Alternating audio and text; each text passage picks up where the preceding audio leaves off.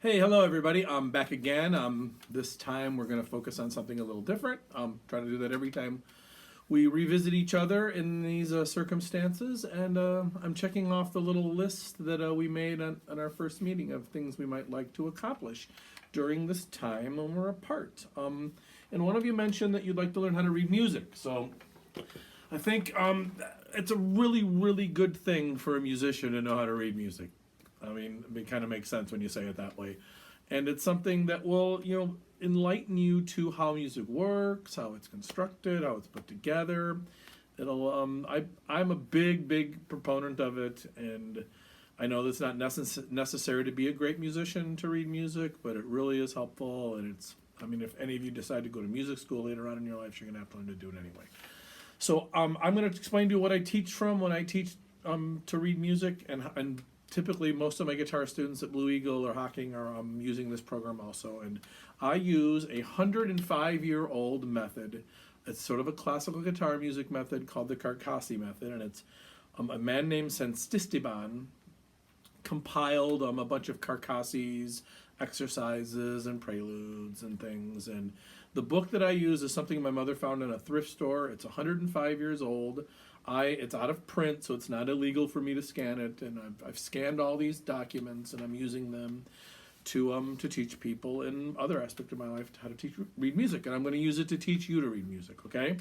So the first page on this document, as you can see, and I'm going to put these up on the website, is a chart. Okay. It's hard for me to point here. A chart on this it's funny. Shows essentially the first three frets is what we're concerned about. There's your open notes on the top, and then there's your third fret, first fret, second fret, third fret. And we're going to learn to read the notes that would be the white keys on the piano. No sharps or flats, okay? So now, in using this chart, when you see it, it goes, how do I point to this? This is backwards. This is your low E string, then your A string, G string, D string, G string, B string, E string. So that's low, low, all the way up to the high string. And I'm going to go ahead and play through that little section here in a second. I'm going to play those whole tones. Those are notes with no sharps and flats, okay? I'm going to set this down and I'm going to play it really quick. I'm starting on the low E string, and there's your E note, right? And there's your A, there's your D, there's your G, B, and E. Okay, I'm going to play starting on E, E, F, G, B, C, D, E, F, G, A, B, C, D, G, F, E. I'll do that backwards now. I'm not going to sing this time.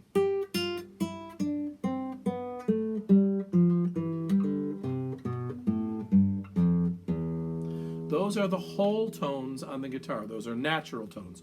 No sharps or flats. Be like playing the white keys on the piano. Take a break, go through that, and try to do that yourself, and I'm going to be back in a minute. Okay, here we're back again. Now that I've played that, and hopefully you've played that too by taking a break and going through and playing those notes are represented down here on the bottom of the music as notes written to be played on the staff, starting with the lowest E on the staff and moving up to the highest G in that range. Now on the bottom of this, it reverses and goes the other way. There's F actually there, the G's up here, F, back down to low E again. That's going to be probably the hardest part that you're going to be doing during all this, is just, if you're not familiar with music on a notated staff, you're going to have to learn those those positions and what all those little symbols and things mean. What we're going to do real quick is there are a couple ways to do this that make things a little easier. There are things that, and any of you that took the guitar class at the middle school, you might be familiar with this, but you know that the names of the lines on the musical staff are basically they're E, G, B, D, and F. And people use things like "Every good boy does fine" or "Elephants go bowling down freeways" to be like a little reminder of how to put those notes, put that order together. E, G, B, D, F. Elephants go bowling down freeways. The spaces on the staff spell the word face. Elephants go bowling down freeways with your face. The spaces spell face. Now that makes it easier to memorize those ones that fall on the staff range. It's the ones in the middle that are a little more difficult. Or not in the middle, on the ends, the lower notes. The notes below E on the D string and going all the way down to the low E string. That takes a little bit of time to memorize that. And it's one of those things you're just going to have to do. I will put together some documents that will be up that will help you with this. And I'm going to give you some of these exercises with tablature too, so you're able to actually see them and play them with tab. That's the best I can do for you right now. This is one of those things you're just going to have to do. For some of you, you're better players than this will come out.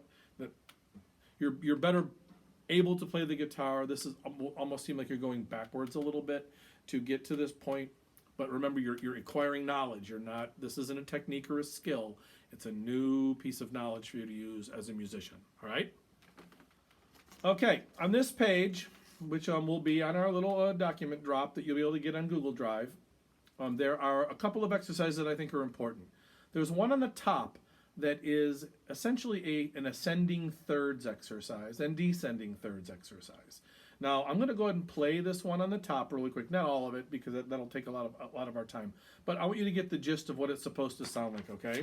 And when we say ascending thirds, those are notes that you start on the E and you play the G. Those are three notes apart, E, F, G. So as you climb through this exercise, E, F, G, you're going to play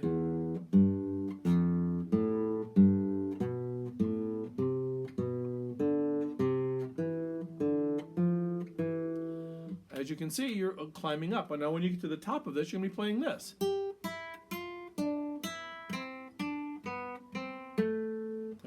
As you descend down. Now the second exercise on this page, and this is the ones you're going to use to get reading music, is I wouldn't say randomized, it's more musical and melodic. So the notes skip around in different ways, and some of them go in straight runs and up and down. Some are kind of like chords, and I'll play a little bit of that one really quick. I haven't read this for a while, but it's not too hard.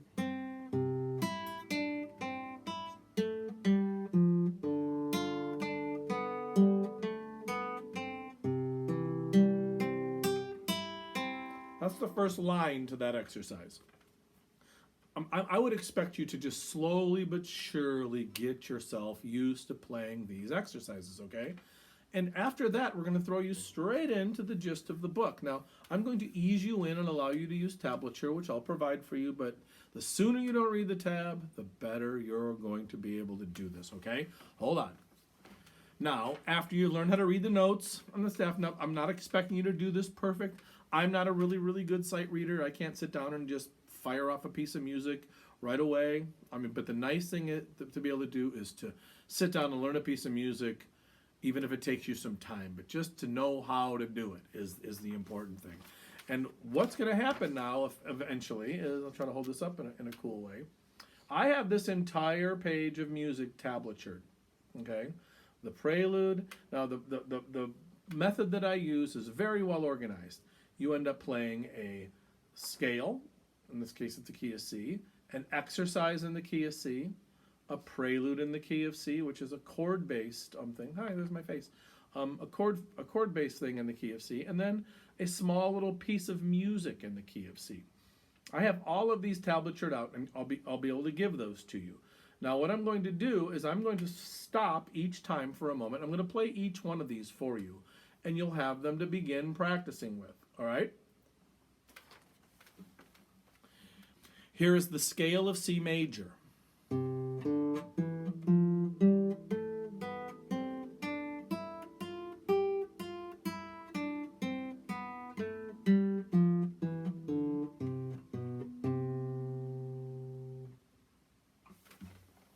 This is the exercise in C major.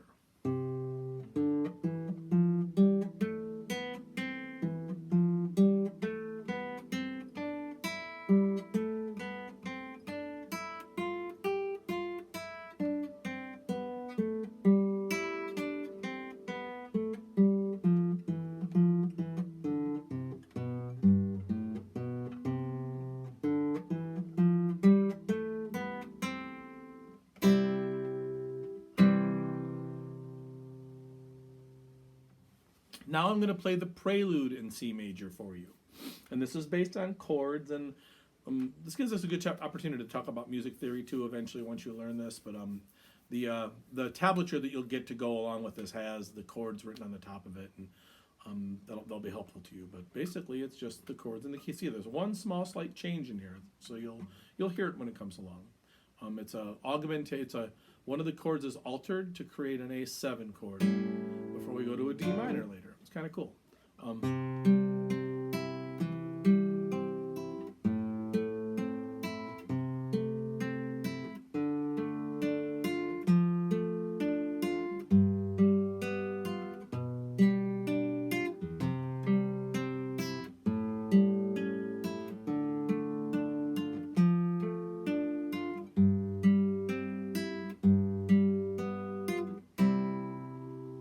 As you can see while I'm playing that, all of our notes are picked with thumb, first, second, third finger.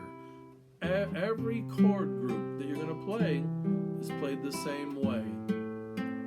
Now, if you want to play this with a pick, go ahead. The point is to learn to read music, not to learn a classical guitar technique. That's not what I'm trying to get you to do.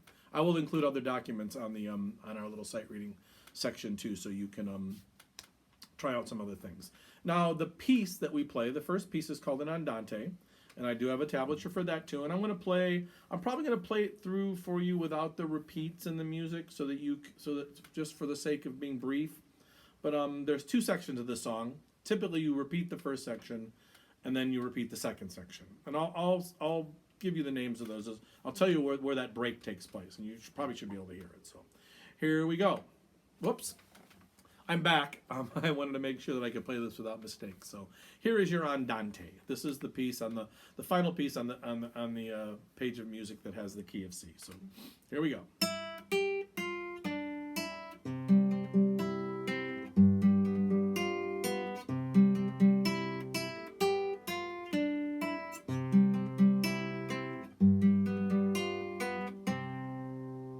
This next section now.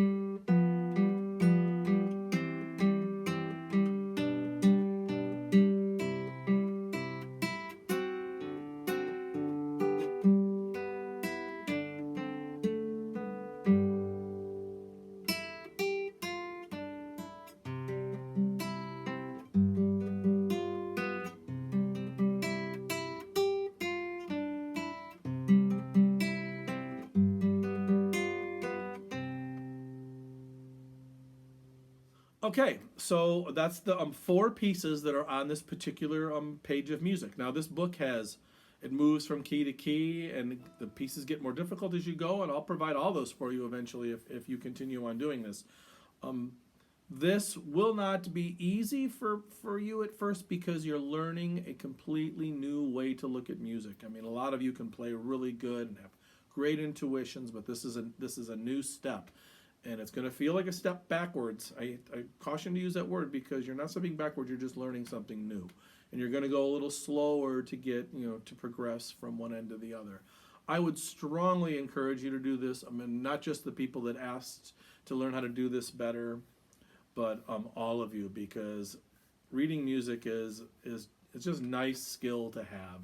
You can pick up a piano score and decipher it and figure out your chords and things. And I mean, if you end up like me, you can work in a pit orchestra at some point in your life, or a choir director for a middle school.